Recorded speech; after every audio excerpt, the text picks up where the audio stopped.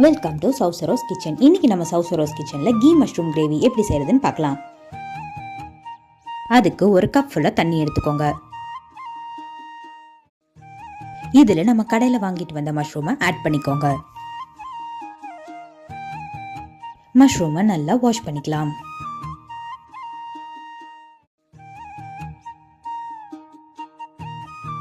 இப்போ நம்ம வாஷ் பண்ணி வச்ச மஷ்ரூமை 4 பீசஸாக கட் பண்ணிக்கோங்க.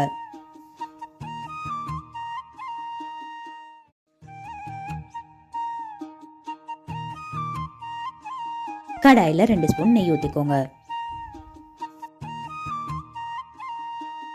எண்ணெய் நல்லா காஞ்சவனி நம்ம நறுக்கி வச்ச 4 பெரிய வெங்காயம் 2 தக்காளியை ஆட் பண்ணிக்கோங்க.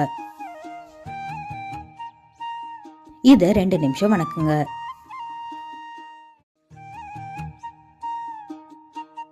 இது கூட நம்ம நறுக்கி வச்ச 5 பீஸ் இஞ்சி 8 பீஸ் பூண்டு ஆட் பண்ணிக்கோங்க.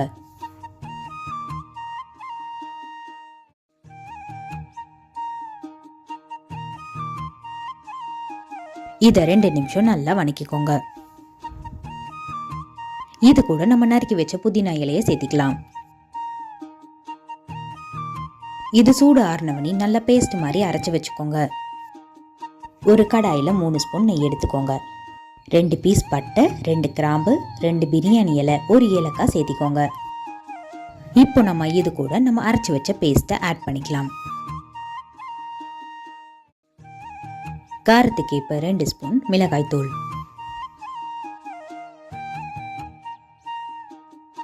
1/2 ஸ்பூன் கரம் மசாலா சேர்த்திக்கோங்க. இது கூட தேவையான அளவு உப்பு சேர்த்திக்கலாம்.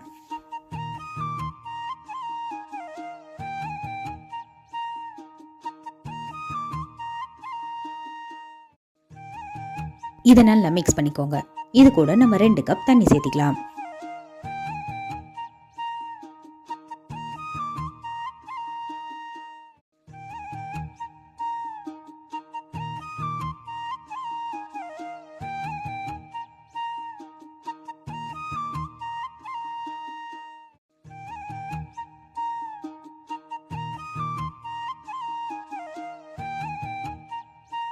லோ ஃப்ளேமில் நல்லா 2 நிமிஷம் குக் பண்ணிக்கோங்க. இப்போ இது கூட நம்ம கட் பண்ணி வச்ச மஷ்ரூம்ஸை ஆட் பண்ணிக்கலாம்.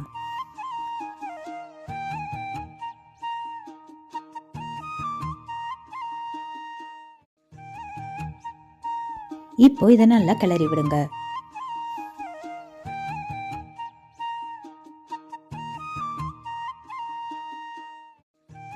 அஞ்சு நிமிஷம் மூடி போட்டு நல்லா மஷ்ரூமை வேக விடுங்க.